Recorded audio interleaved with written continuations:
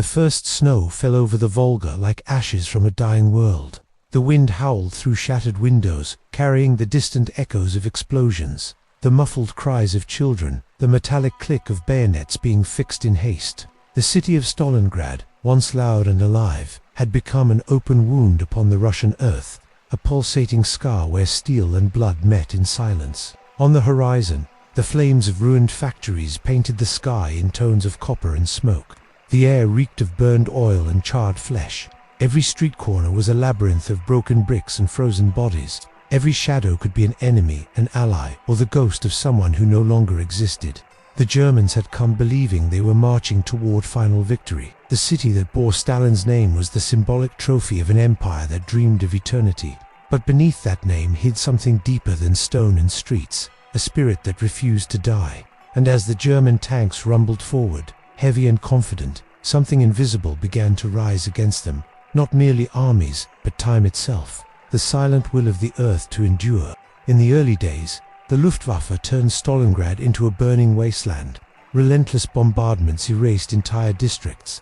But from the ruins, civilians and Soviet soldiers emerged like shadows. They fought from windows, from sewers, from rooftops. Distance was no longer measured in kilometers. It was measured in meters, in breaths, in the width of a single wall. The war had become intimate, personal, almost primitive. It was the hell of bricks and snow.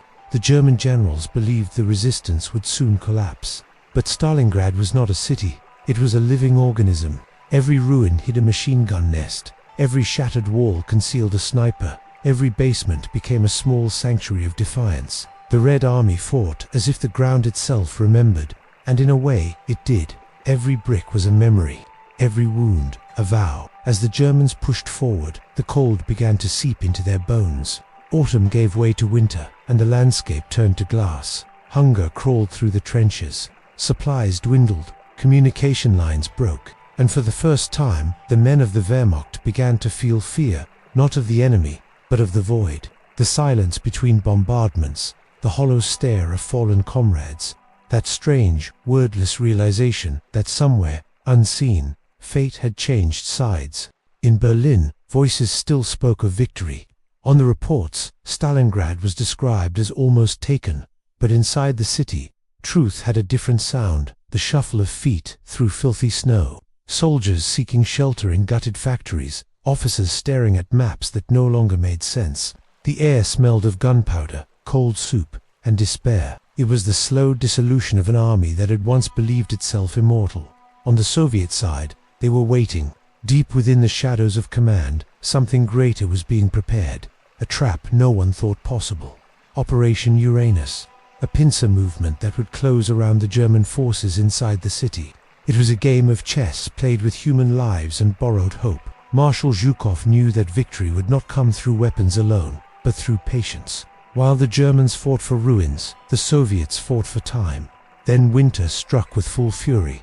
The Volga froze. The wind sliced through flesh like glass. German soldiers burned maps, letters, even books to stay warm. Their boots disintegrated.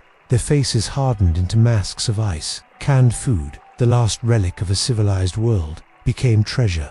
And amid the collapse, Hitler's voice thundered across the radios. Not one step back. Stalingrad will be taken, or we will die trying. And so it was. They died trying. The Soviet encirclement closed like an iron fist. From the outside, Russian divisions sealed the city, cutting all supplies. Inside, General Paulus tried to maintain discipline, but the men's eyes no longer obeyed. Letters home would never arrive. Radios carried promises no one believed.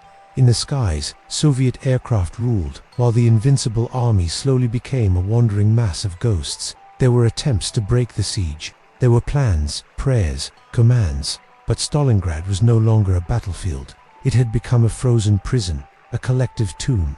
Time itself had stopped there, everything happening within a single eternal instant of suffering. The Germans, once hunters, were now prey, starving, sick, delirious, their faces indistinguishable from the dead, pride melting beneath the cold. Paulus understood the absurdity, but saw no escape. His reports grew shorter, emptier. He spoke of untenable conditions, of complete exhaustion of ammunition, of soldiers unfit to fight. Yet from Berlin came blind faith, Hold the line. Victory is near. In January 1943, the Soviets advanced for the final assault.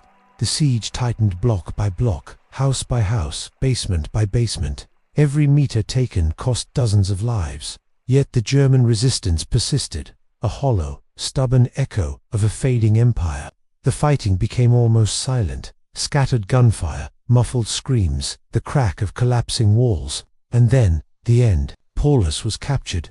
The field marshal who had once promised glory became a prisoner of his own despair.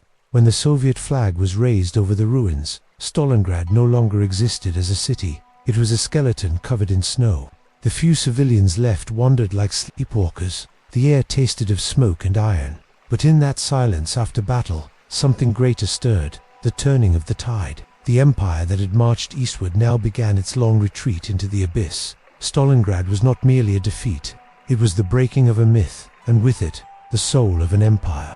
Captured generals spoke of impossible orders, of desperation, of blind pride. Some wept, others fell into silence, but all understood the same truth. From that day on, the war no longer belonged to Germany. Cold, hunger, and human endurance had done what weapons alone could not. They had shattered the spirit of a machine that believed itself divine. In the months that followed, the world began to understand. The fronts shifted, the Allies advanced, and the echo of Stalingrad spread like a legend. Yet for those who had lived it, nothing was ever forgotten. The Russians who rebuilt their homes knew they were walking over bones. The Germans who survived knew they had left part of themselves behind. And the snow, always the snow, covered everything, uniting the living and the dead. Stalingrad became more than a name. It became a symbol, the tomb of an army, the rebirth of a people, the grim reminder that no human power, no matter how vast, can endure forever against the will to resist. And when the sun rose again over the Volga, shining upon wreckage and wooden crosses, the wind carried the last whisper of the battle, a murmur barely audible, like a confession made to time itself. No glory lasts forever.